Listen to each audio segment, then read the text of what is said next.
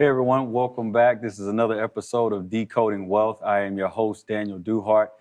Today's topic, I think, is very fitting or appropriate due to the time of year.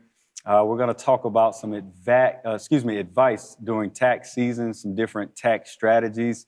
My guest for today is a very familiar face for those of you that follow the show. He was on with us for last season talking about some tax strategies, and so I wanted to bring him back to just further that conversation. So, Demario, man, thank you for joining the show. How are you? Good, man. Thanks for having me again. Yeah. Appreciate the invitation. Definitely want to give out some good advice today and help those folks who are trying to file their taxes or plan in the future, right? Yeah. So again, this is a very appropriate time for it, man. I think that it's always good to get some helpful tips around tax strategies and things like that.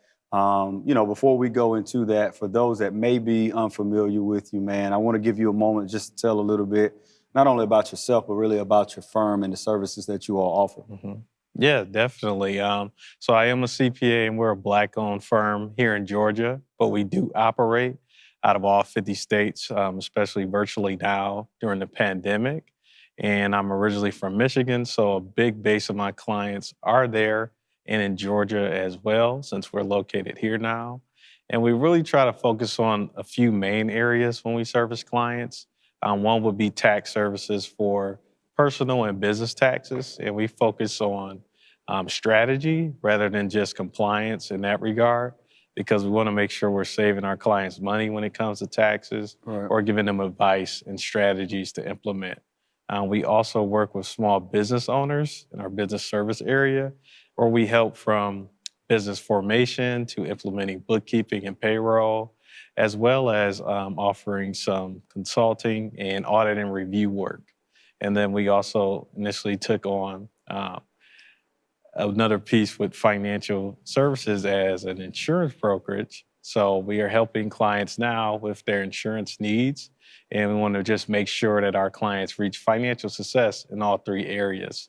So we don't want to be just focused on taxes. We want to be a one-stop shop for all those services. Awesome, man. So it sounds like it's a lot that you all bring to the table, a lot that you can do for a client, but I'm pretty sure that for the clients that you all have, man, they see that as a huge benefit that you can offer them all of those services. Today, man, it's a lot that we have to talk about. And so instead of asking some questions, it'll be more so topics or points. And I just kind of wanted you to either elaborate on it or maybe explain the difference between the two. So one of the things that I think a lot of people have questions about, first off, is, tax professionals versus self-prepare software. So really, what's the difference between the two? So when you talk about a tax prep software versus a professional preparing, now professionals will use a tax prep software, but they have a lot of self-prep softwares like your TurboTax or maybe H&R Block, or they have a free service to file online with the IRS. But the biggest difference, I would say, is you're not going to get much advice from the self-prep software.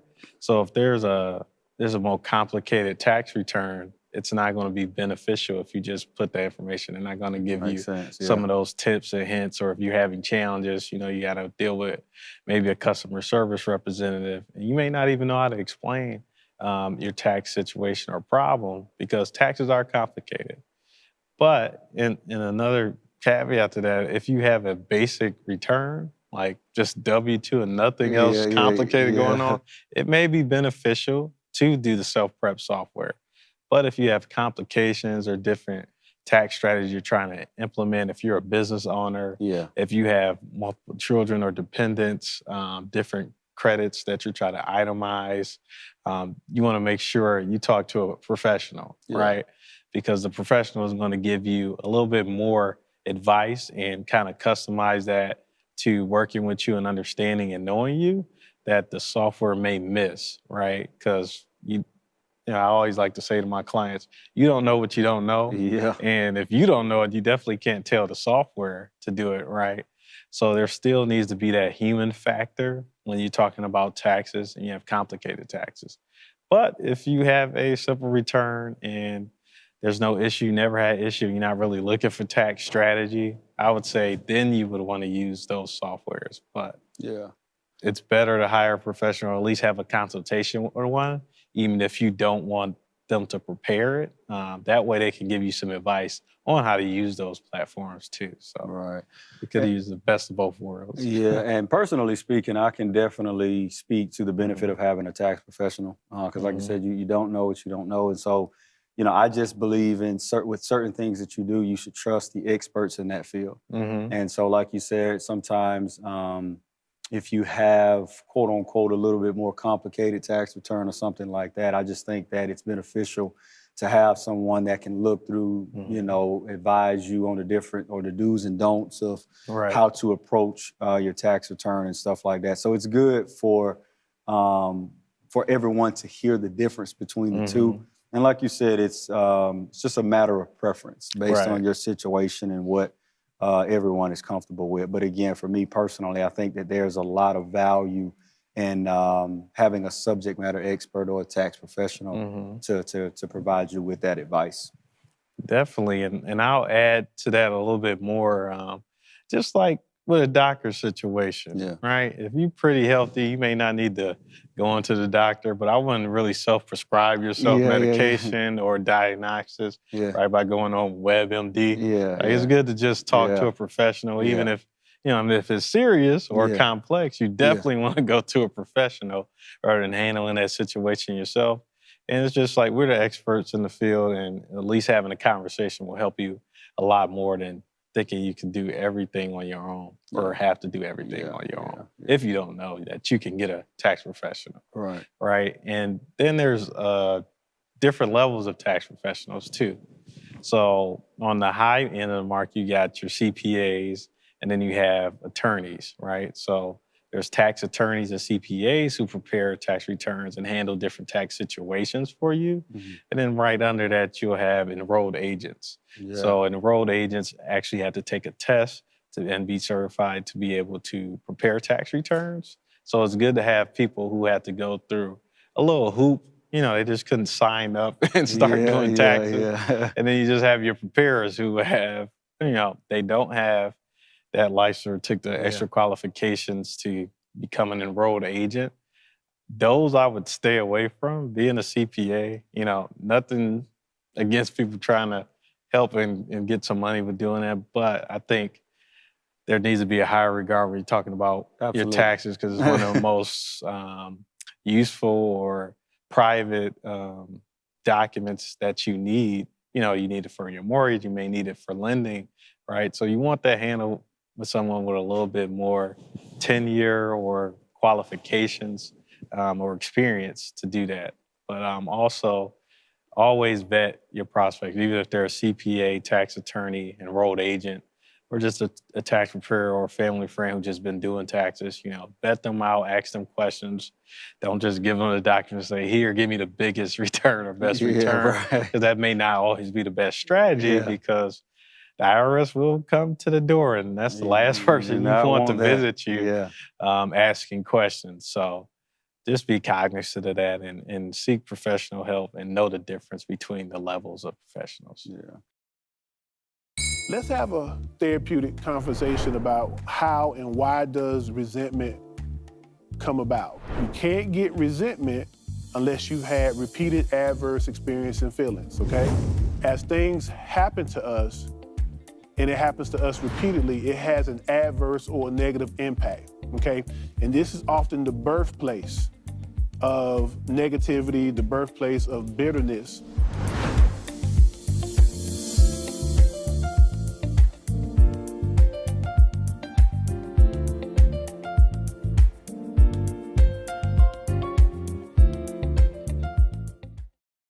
You budget, you pay bills. Yet somehow, women like you, like me, are 80% more likely than men to live in poverty in retirement. So here's what we're gonna do now. We're going to save ourselves by setting a goal to save 2% more of our income for our retirement. Why 2? 1% honors you. And 1% honors all womankind. So come on, Learn more about the 2% challenge at WeSaySaveIt.org. Share with us some good advice from a biblicist on dealing with difficult text. Do the work of interrogating the text. When you interrogate an unpopular text or an unpopular treatment of the text, that's where it becomes a challenge, in that it's going to create some dissonance for the hearer initially. But I believe that there's always something important that Spirit is showing us that we need to see, that maybe we need to be doing different.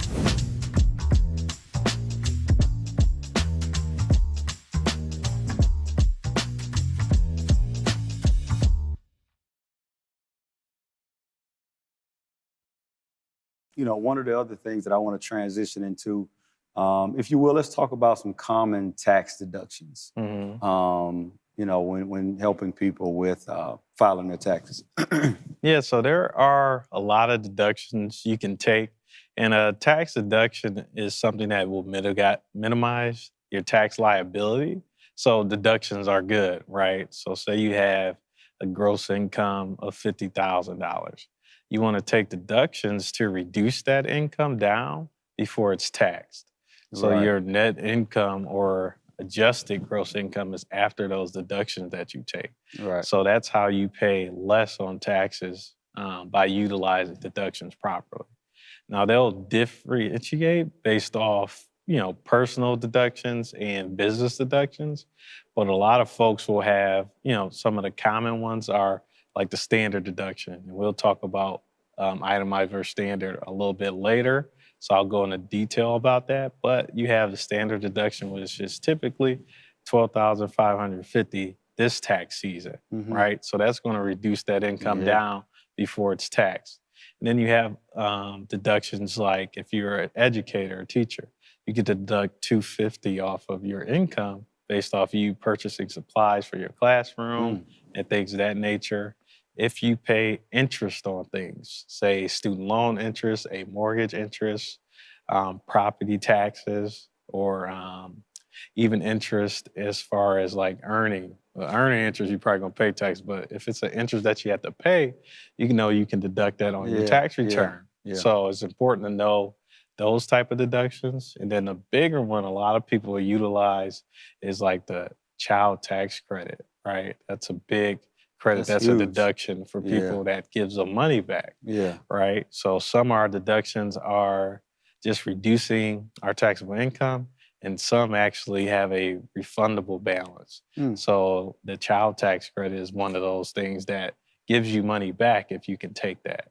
Okay. And then there's a earned income credit. So when you make under a certain amount of money in a year, you get an earned income credit that helps give you more money in your pocket and reduce your tax liability.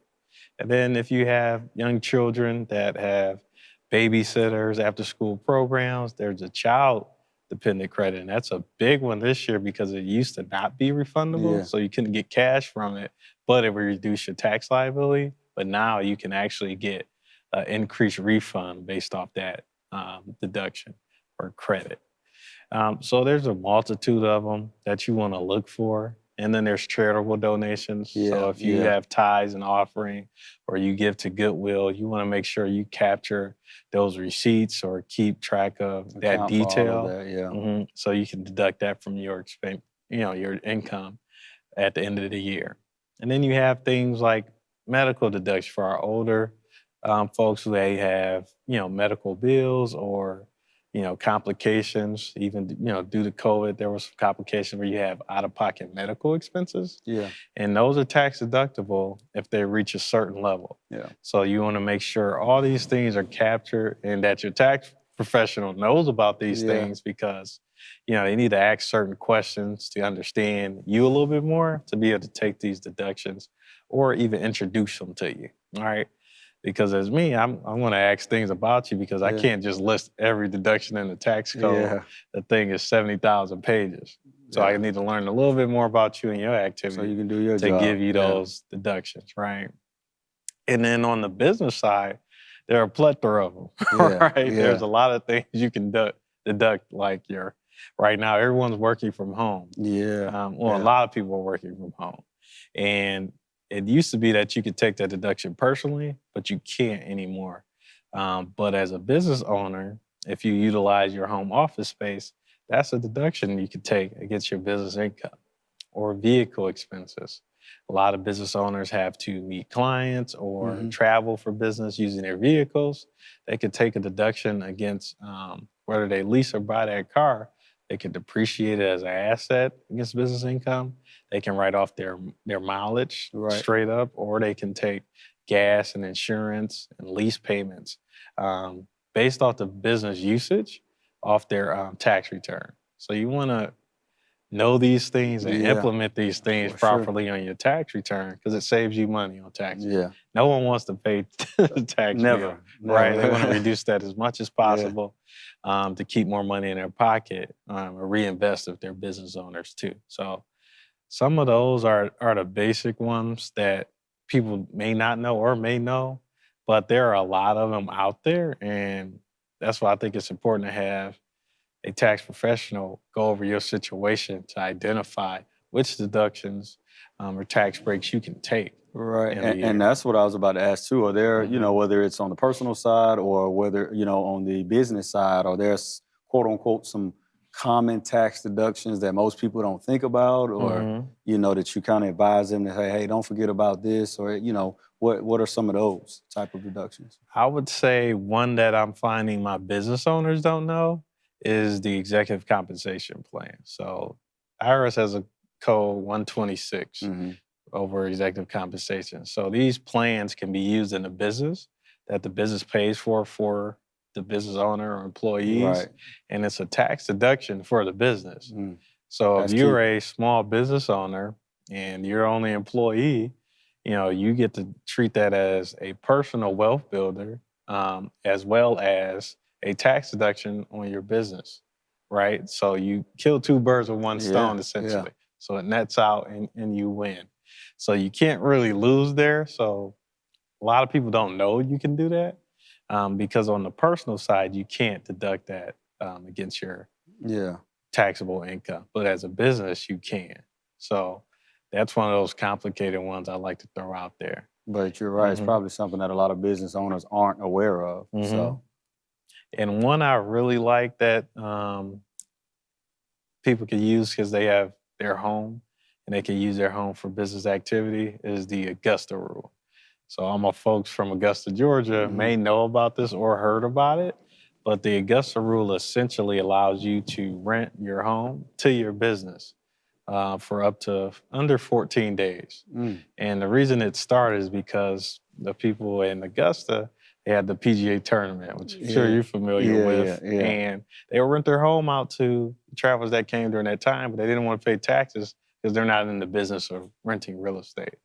So what it allowed them to do is rent up to 14 days and not take that as taxable income personally.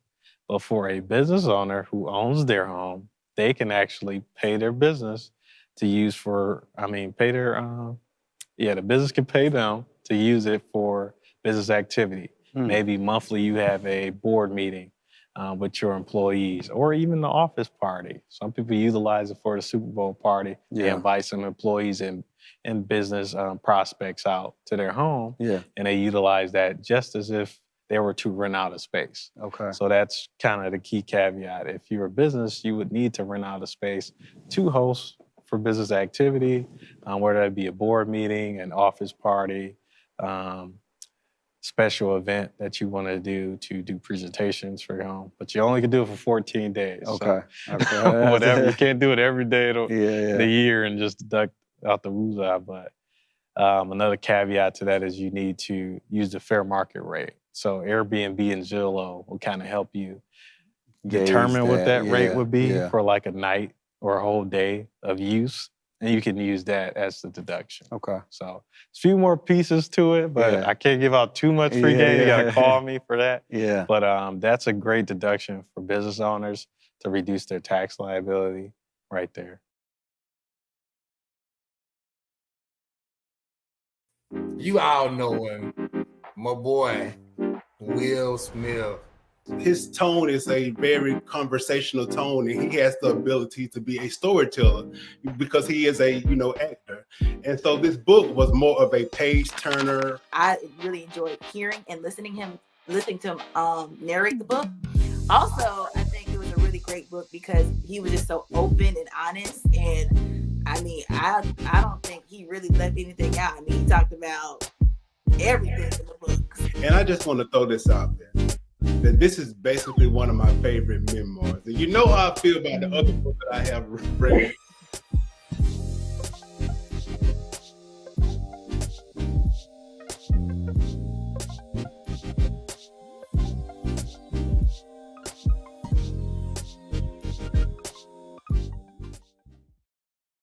Honey, what I think you need is a socket wrench. I played JV basketball. I'm sorry. I don't think it looks right. This is good, and it's all good, baby. Is it really all good?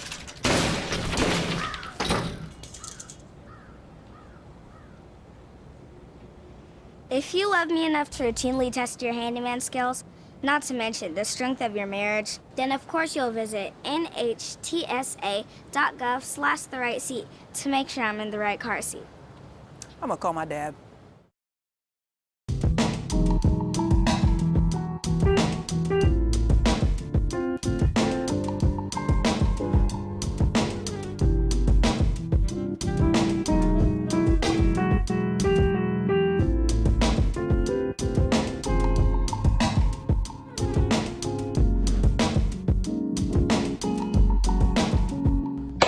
Now let's cook.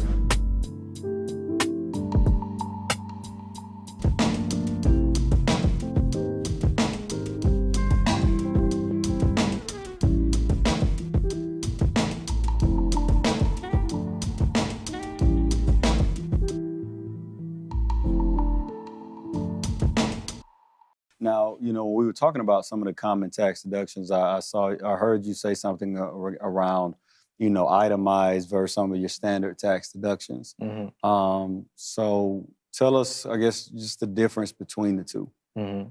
So it's a very important thing to understand, and it's kind of complex too, because you only get to take one, either standard or your itemized. So itemized composes of some of the things I was mentioning early, right?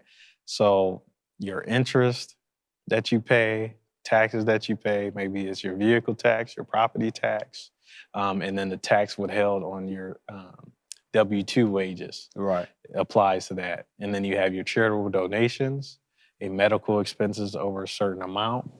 And you used to get miscellaneous things for like casualty and loss, but they did away with those unless you have a special type of job in the government for that application. So all those things added up determine your itemized deductions. Okay. So if your itemized deductions are over your standard deduction, which if you're single is $12,550, you would take the itemized. But if it's under, say you only have 6,000 itemized deductions, you have to take the $12,550 because it's the higher number, which gives you a bigger deduction. Right. So a lot of people will say, well, how did my X, Y, and Z itemized deduction apply on my tax return?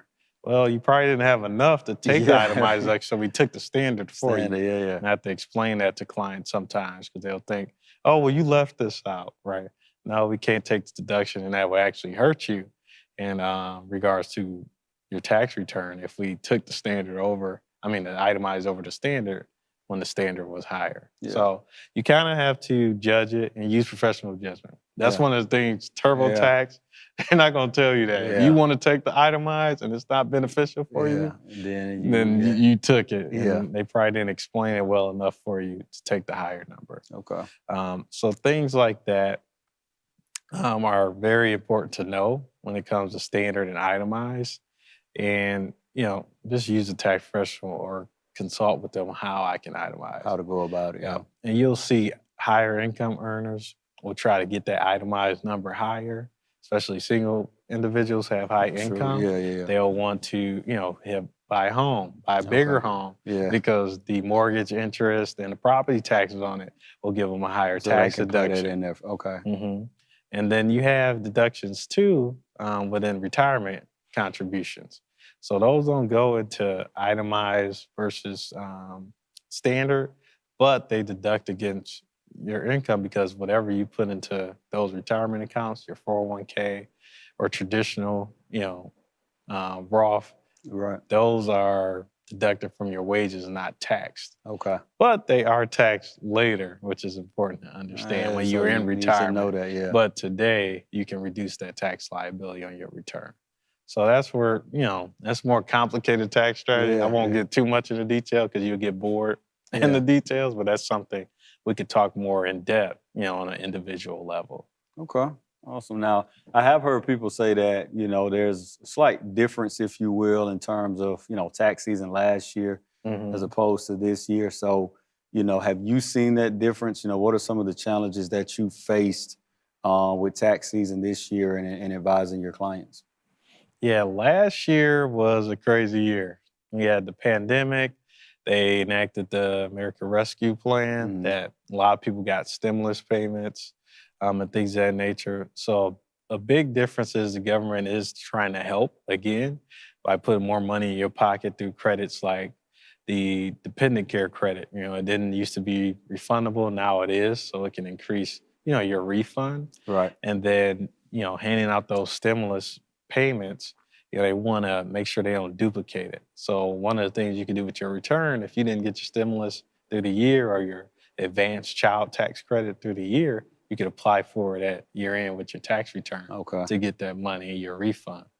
But, and a caveat to that, if you paid or got paid throughout the year, and I'm going to give it to you again at tax season. So a lot of people see a reduction in their tax return from previous years, and they'll say, well, what happened different this year? I've been doing the same thing, had the same number of kids or whatever their situation is, but they just got to understand a little bit how the tax code works, and the government's never going to pay you twice if they've already gave you money. Yeah. And then this could also be an issue for some clients and taxpayers because they may have had lower income during the pandemic, so they got a advanced child tax credit or an earned income credit based off their income before that, which was lower. And now maybe they're employed with a higher salary or wage or made more money this year.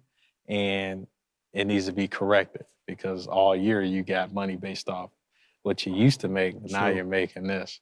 So that could be a surprise to some individuals this year as well. And then last year we had a big delay in refunds. So with them sending out that money and trying to calculate, okay, who really should get it? The IRS was, they had some layoffs too, and people working from home, so they had some challenges. Made it even so a lot of refunds were late. That was not your tax preparer. I know a lot of clients were calling me or calling the IRS often, and they've seen to clear that up this year. They have more staff. They have a better process. That's good. So I've been seeing returns go out normally, but in 2 to 3 weeks, which is standard, or even faster in some cases.